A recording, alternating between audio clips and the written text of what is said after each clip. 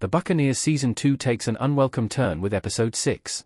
As it kicks off, Guy spots James near his home with Ginny and helps her see that they have to leave Italy. However, they don't realize that James has already kidnapped Freddie, so Guy and Ginny head back to England to seek their friend's help in finding him.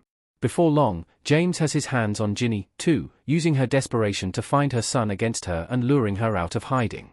Honoria and Richard team up to rescue Ginny and Freddie, and, while they are successful, Richard doesn't make it home, as he's shot and killed by James while protecting the others. Episode 6 finally sees everyone reunited and the Buccaneers is better for it. However, it highlights how much some dynamics have been missed this season. Almost from the start of the episode, everyone rallies around Ginny and Guy as they come together to help find Freddie. There's a lot to enjoy about those aspects of the episode. With everyone pitching in, there are satisfying hero moments for Nan, Honoria, and, of course, Richard. Nan and Honoria have both really come into their own in the Buccaneers Season 2, and their actions in this episode are the perfect example. Nan's shown a real maturity this season, and it's nice to see Honoria with a big moment on her own. Most importantly, though, Ginny's return to England allows her to reunite with Nan and their friends. While those scenes are more than welcome, they also highlight how important those friendships are to the Buccaneers and how much they've been missed this season so far. Similarly, it's refreshing to see Guy and Theo back together again, but it proves how much the show needs the dynamic to feel like itself. The episode grounds the Buccaneers Season 2. It puts things in perspective for the characters, and us as viewers. Ginny in the kitchen in Italy in the Buccaneers Season 2 Episode 6. The reunion between Guy and Theo, where what could be an awkward moment turns into an opportunity for gratitude instead, is a great example of how this episode grounds the season. It puts the romantic drama in perspective and reminds us as viewers that the characters care a lot about each other, even when their actions may suggest otherwise.